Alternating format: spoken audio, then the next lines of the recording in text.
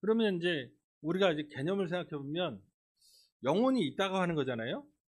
영혼이 만성절 전날, 그러니까 10월 31일 밤에 영혼들이 쏟아져 내려와서 천국에서 예배당에 이렇게 그 주변을 이제 배회하고 있는 그림을 그리시면 되죠. 귀신입니다.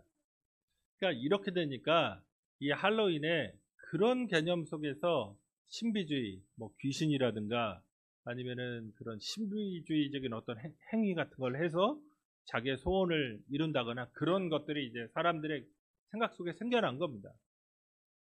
근데 그게 이제 변질되니까 귀신 복장 입고 그걸 뭔지 모르겠고 호박 뭐 이렇게 다 귀신이잖아요. 다 그런 것들. 원래는 성인들 하나님 앞에 순종하고 하나님 앞에 거룩하게 살아가려고 했고 하나님의 뜻을 행하기 위해서 심지어 자발적인 가난에 동참했던, 이웃을 사랑하기 위해 자신의 삶을 헌신했던 사람들을 기념하는 날이었는데, 이제는 자기의 욕망, 자기의 바램, 자기의 소원을 신비적으로 귀신 뭐 이런 거를 즐기는 날로, 그냥 자기의 쾌락 뭐 이런 것들을 즐기는 날로 변종으로 나타난 겁니다. 그런데 이에 반해서 이런 자기 욕망적인 할로윈적 욕망을, 그러니까 원래는 교회적인 건데, 신앙적인 건데 변화된 거잖아요. 이에 비해서 우리 개신교에서는 10월 31일을 종교개혁 기념주일로 지킵니다. 그러니까 1519년 10월 31일에 비텐베르크 성당에 95개조의 반박문을 그 30대 초반에 성서학 교수죠. 성경을 가르치는 루터가 시편이라든가 로마서 이런 것들을 이제 강의했습니다. 그 대학에서. 근데 아무리 봐도 캐톨릭 교회가 성직 매매라든가 아니면 수도원의 타락이라든가 교회의 세속화, 권력화, 교황들이 결혼 안 했다고 생각하시면 안 돼요. 중세 교황들은 다 결혼하고 첩도 있었습니다. 다 유력 가문. 그러니까 이제 아들을 낳으면 이제 귀족 가문, 돈이 많은 집안에서는 아들을 낳으면 첫째는 자기 사업을 이어받고요. 엔터프라이즈를 이어받고, 둘째는 어디를 접수해야 되죠? 사업하면 부정과 비리가 있잖아요. 법원을 접수합니다. 그러니까 둘째는 법관을 만듭니다. 셋째는 시의회를 점령해야 되거든요. 정부죠. 그 당시에는 이제 도시국가 형태로 유럽이 이루어지니까 정치를 만들고. 그럼 넷째는 교회를 접수해야죠. 그래서 그 유명한 메디치 가문, 그렇죠? 교황이 2명이나 있어요. 자, 이런 식으로 접근하는 겁니다. 신앙을. 그런 타락 속에서 뭐 면죄부를 하든가 있을 수 없는 그런 얘기까지 이제 나온 겁니다. 온전한 신앙을 이루겠다라고 하는 그 열망. 그래서 자기의 사제를 포기하고 그 고난과 고통의 길로 걸어간 거죠. 한마디로 종교개혁은 교회의 부패를 해결하겠다는 겁니다. 지금 뭐 할로윈이 그냥 일반적인 행사가 된 거잖아요. 세속적인 사람들의. 근데 제가 말씀드리려고 하는 건, 성경이 위험하다고 생각하는 건 이건 원래 교회 행사였다는, 교인들에게 하는 얘기입니다. 교인이, 성도가 하나님의 거룩함이나 하나님의 말씀에 대한 진실한 열정을 상실하고 세속적인 욕망밖에 안 남은 변종의 그런 생각으로 살아가고 있는 것, 심지어 교황마저도, 그러니까 성직자나 아니면 일반인도 마찬가지죠. 그런 욕망을 발현하고 살아가려고 하는 것, 그걸 선택할 거냐, 아니면 어렵고 힘들지만 좁은 문으로 들어와서 좁은 길로 행하라고 하는 그 예수님 말씀대로 이 신앙의 길을 온전히 걸어갈 것이냐. 우리에게 이 종교개혁 기념주일에, 양자택일에 중요한 선택이 주어지는 것 같습니다. 오늘 설교 제목이 할로윈적 욕망과 바른 믿음의 삶인데, 우리가 살펴보는 시편 81편이 시편 50편 그리고 95편과 함께 축제와 관련된 시편이에요. 이 축제라고 하는 것, 기념일이라고 하는 것 속에서 하나님을 기억해야 되는데 잘 그렇게 하느냐? 우리가 성탄절도 예수 그리스도의 이 땅에 오심이잖아요. 그런데 세속적인 문화에서 이제 성탄절은 그런 걸로 기억되는 게 아닙니다. 지금 이 시편 81편을 통해서 종교개혁 주일에 하나님이 원하시는 바른 신앙, 바른 믿음이 무엇인지, 그 핵심적 가치가, 우리가 믿는 이 믿음의 도의 핵심적 가치가 무엇인지에 대해 살펴보고 우리가 신앙적으로 새롭게 되는, 개혁하는 그런 계기가 되기를 소망합니다. 오늘 시편의 배경, 축제라고 했잖아요. 3절에 나옵니다.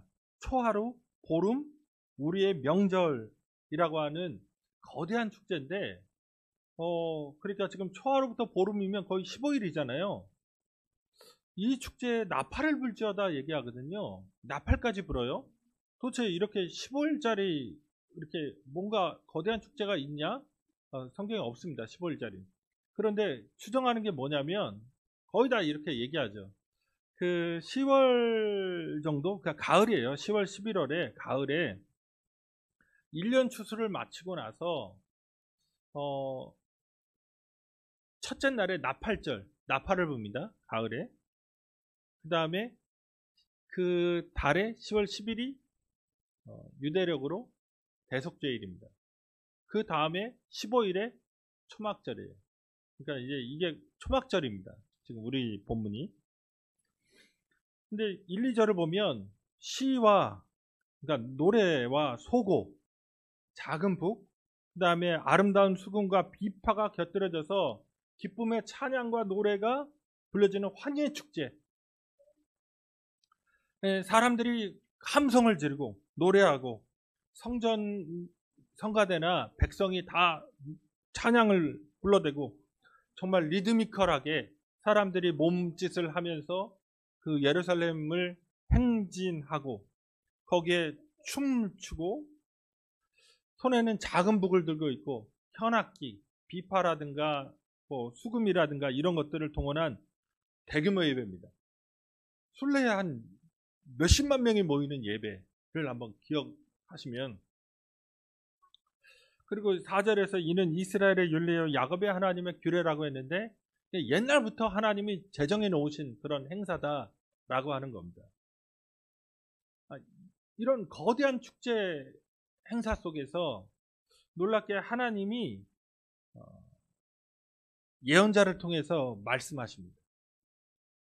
그 말씀하시는 것이 우선 뭐냐면 이 존재의 그런 의식, 존재의식 혹은 역사의식을 바르게 하라는 거예요.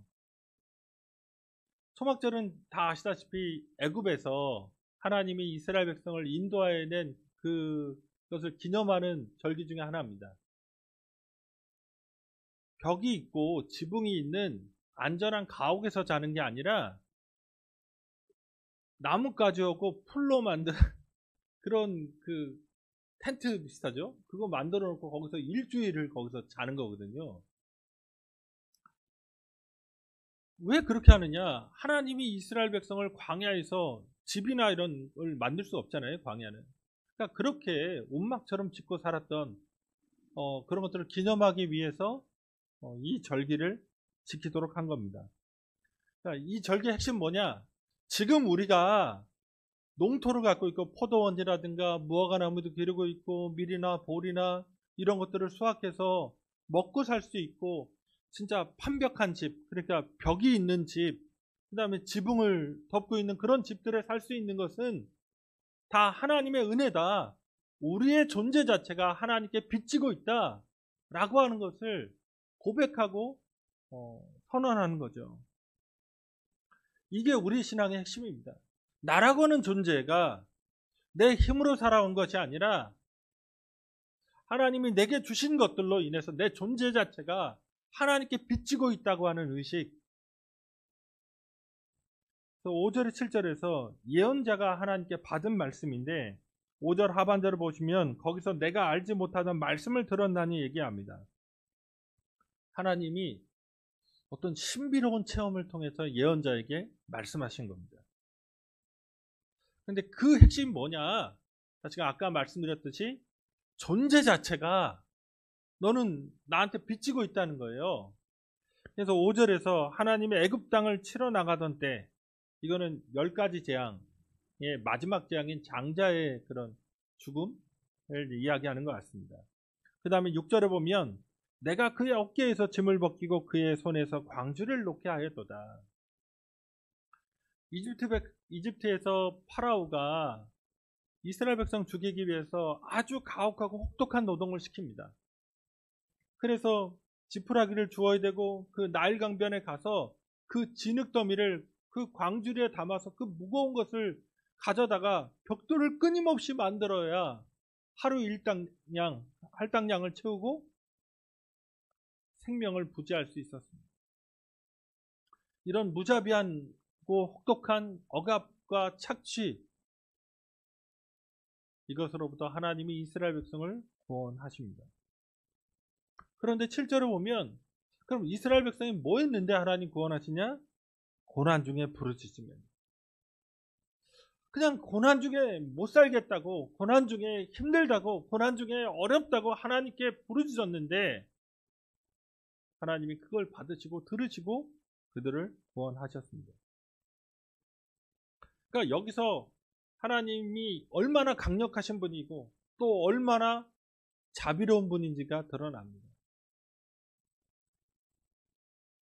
게다가 7절에 보면 우레소리의 은밀한 곳에서 내게 응답하며, 이거는 아마 천둥과 번개 속에서 이스라엘 백성에게 시내산에서 하나님이 음성을 들려주신 사건을 얘기하는 것 같습니다. 거기다가 무리바 물가를 얘기하는데 이 물가에서 하나님이 반석에서 물을 내주셨거든요.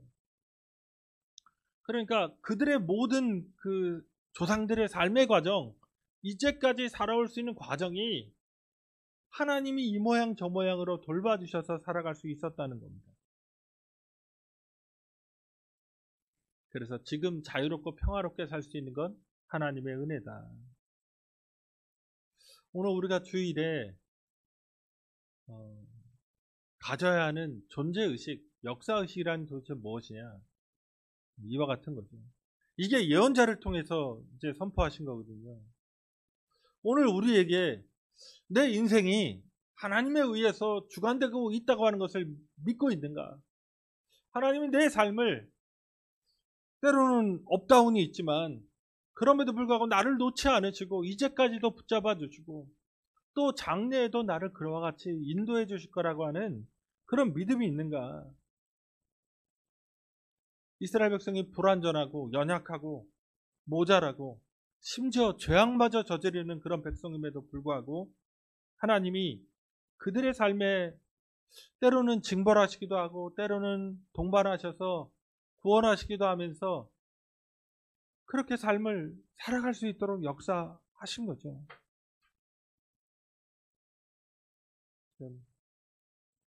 내 인생이 하나님께 비치고 있다는 거 하는 것, 그것을 깨달아야 됩니다. 그 다음으로 생각할 거는, 그러면서 하나님이 하나님 되심을 보여주셨거든요. 나는 이런 존재라고 하는 것. 그 기적 속에서, 은혜 속에서.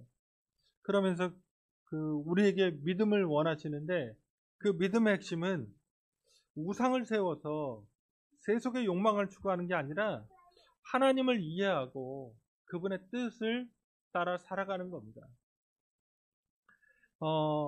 역사의식을 새롭게 하신 다음에 하나님이 8절부터 중요한 말씀을 하세요. 8절에 보면 내 백성이여 들으라 이렇게 시작합니다. 전에도 한번 말씀드렸듯이 이스라엘의 가장 위대한 신앙 고백, 중요한 신앙 고백이 쉐마죠. 신명기 6장 4절에서 5절입니다. 이걸 어떻게 시작하죠? 쉐마 이스라엘, 이스라엘아 들으랍니다. 그런데 오늘 본문이 내 백성이여 들으라는 히브리어로 말하면 쉐마 암미입니다. 암미가 내 백성이거든요. 그러면 쉐마 이스라엘이나 쉐마 암미나 이스라엘이 내 백성이잖아요.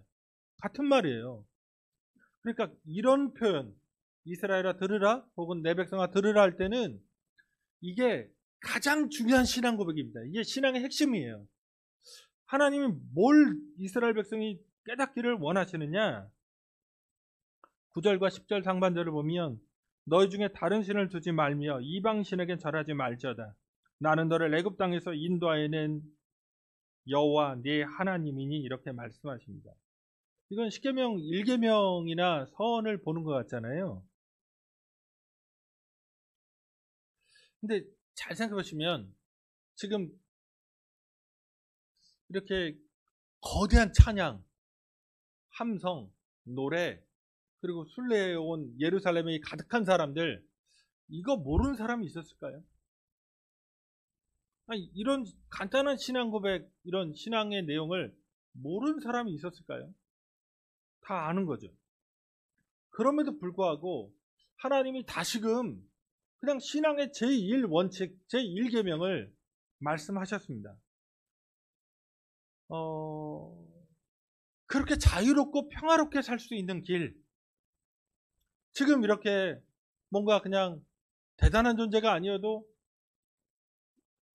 그냥 평범하게라도 자유를 누리면서 그 노예 생활하지 않고 자기의 삶을 살아갈 수 있는 그런 해방의 하나님, 자유의 하나님, 그런 하나님은 여호와 하나님밖에 없다는 거예요. 왜냐하면 다른 신을 세우지 말라고. 다른 신은 어떤 존재일까? 바로 다음 시편 82편에 나옵니다.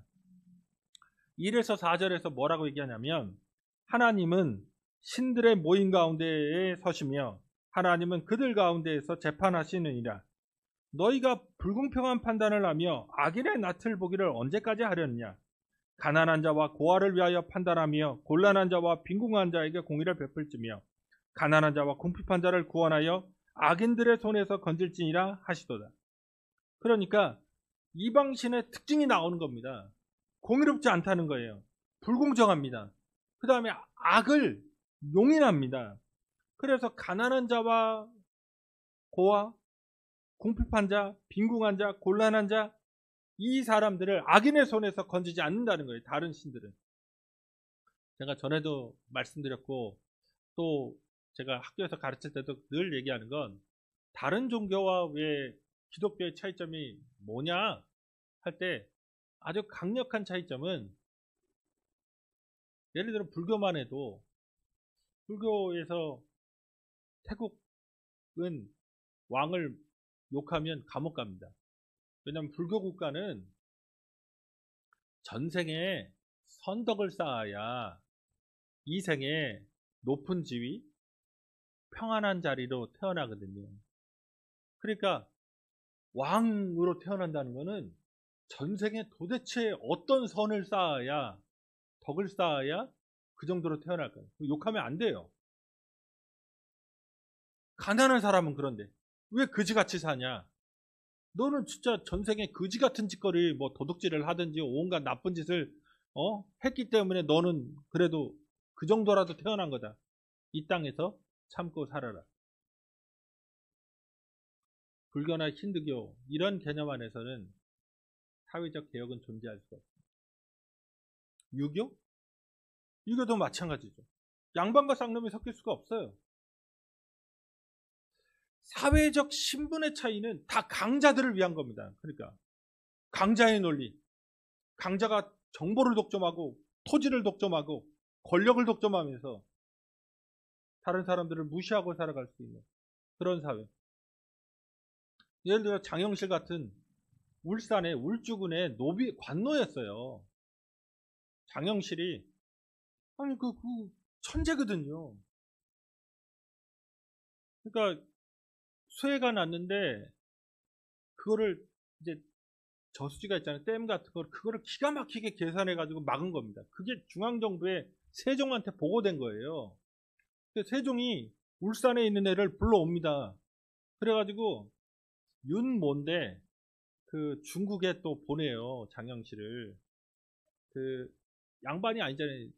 양반 그러니까 노비에서 면천은 해줬는데 중국에 관료를 보내는데 원래는 얘가 짱을 먹어야 되는데 그렇지 않고 윤모가 이제 그 사신이고 밑에 부사신으로 장영실을 꽂습니다. 가서 뭐 하느냐? 베이징의 천문대를 보고 와라. 천문이라고 하는 것이 하늘과 땅이 이제 맞닿는 거잖아요. 이게 농사와 관련된 거거든요. 그러니까 치국이나 하늘과 땅이 맞닿아서 물 측정하고 이런 거잖아요. 해시계도 마찬가지고 농사 지으려고 하는 거예요. 천문대를 보고 와라 했는데 장영실이 기가 막힙니다. 그걸 다 만들어내요. 눈으로 봤는데 가서 벤치 설계도 그릴 수 있겠어요 거기서? 큰일 나죠. 근데 어느 정도냐? 조선의 천문대가 그 명나라의 천문대보다 더 큽니다. 그 얘기는 뭐냐? 전 세계에서 제일 큰 천문대를 만든 거예요.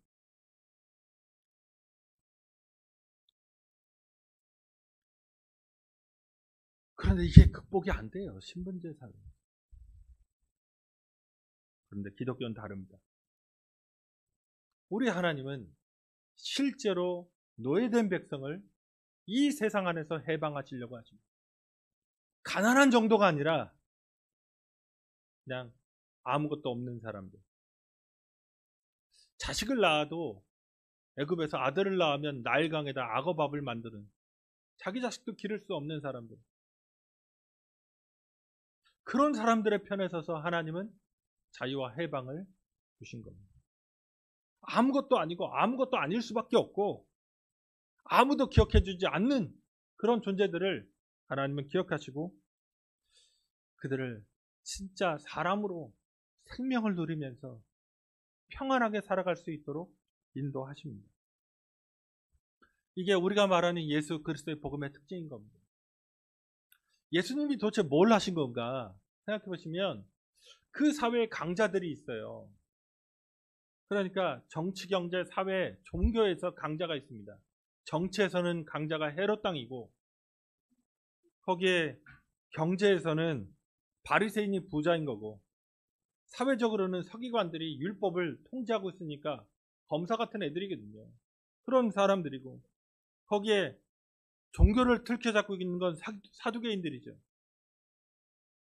그런데 이 사람들이 자기는 의롭다고 하고 자기는 대단한 것처럼 이렇게 축혀 올리고 있을 때 가난한 사람들은 어떻게 살았을까? 먹고 살 게 없으니까 생활에 기반이 없으니까 율법을 지키지 못해요. 그걸 어떻게 다 지키고 살아요? 그랬더니 죄인이라고 낙인 찍어서 예배당에도 못 들어오게 하고 사회적으로 면박 주고 모욕했습니다. 사람도 아니라고 취급했어요. 그런데 놀랍게 예수님의 특징이 뭐냐? 그 율법을 지키지 않아도 아무 공로가 없어도 그러니까 율법을 지키지 못하는 사람들인데 아무 공로 없어도 하나님의 자녀라고 인정해 주신 겁니다. 오히려 그 사회적 강자에게는 저주하셨습니다. 이게 바울이 전한 이방인에게 전한 복음이에요. 뭐냐? 율법을 지키지 않아도 예수 그리스도의 십자가의 은혜를 덧입을 수 있다. 종교개혁적 구호로 하면 오직 믿음으로 구원받는다는 겁니다. 뭔가를 행함으로가 아니라 대단히 뭔가 경건하고 많은 것들을 지켜서 구원받는 종교가 아닙니다. 우리는 하나님의 은혜로 살아가는 사람들입니다. 그런데 놀랍게 이스라엘 백성이 이런 하나님의 뜻이 있음에도 불구하고 이걸 거부합니다. 11절을 보면 내 백성이 내 소리를 듣지 아니하면 이스라엘은 나를 원하지 아니하였도다. 그러면서 이방신과 다른 신을 섬깁니다. 아까도 말씀드렸듯이 이방신과 다른 신의 핵심은 사회적 분화예요. 내가 다른 사람보다 더 치고 나가야겠다. 내가 다른 사람보다 더 많이 가져야겠다. 내가 다른 사람보다 더 강자가 되겠다. 내가 더 다른 사람보다 우월해야겠다. 이런 강자적 논리를 갖게 하는 신. 그게 무당이든 그게 불교이든 그게 어떤 신이든 그런 신을 섬기는 겁니다. 심지어 기독교의 하나님마저도 그렇게 약자들을 위한 하나님, 심지어 예수는 하늘의 영광 버리시고 이 땅에 가난한 자로 오셨음에도 불구하고 예수에게 부자가 되게 해달라고, 예수에게 사회적인 강자가 되게 해달라고 그렇게 비는 종교. 다시금 이게 할로윈적 욕망입니다. 변종 기독교들. 한국교회는 이걸로 완전히 휩싸여 있습니다. 어쩌면 우리는 어릴 때부터 그런 교육을 받았을지 모릅니다. 저 자신도 어쩌면 그런 메커니즘, 사고의 흐름 이런 것에서 자유롭지 않다는 생각을 가끔 하기도 합니다. 그랬더니 하나님이 12절에서 그러므로 내가 그의 마음을 완악한 대로 버려두어 그의 임의대로 행하게 하였도다. 죄악을 짓도록 내버려두면 결국에 멸망으로 끝나는 거거든요. 사망으로. 이것이 심판입니다. 어쩌면 한국교회가 문제가 뭐다 이렇게 막 지적은 하고 우리가 신앙의 문제가 뭐다 이렇게 얘기는 하지만 어디부터 어디까지 어디에서부터 시작해서 어디까지 개혁을 하고 새로워져야 되냐를 얘기하기 참 어려운 건 이런 사람들이 넘쳐나요. 중세 타락이 문제가 아닙니다. 솔직히 한국교회를 얘기할 때 많이 얘기하는 건 중세보다 더 타락한 교회입니다. 중세도 이러진 않았다.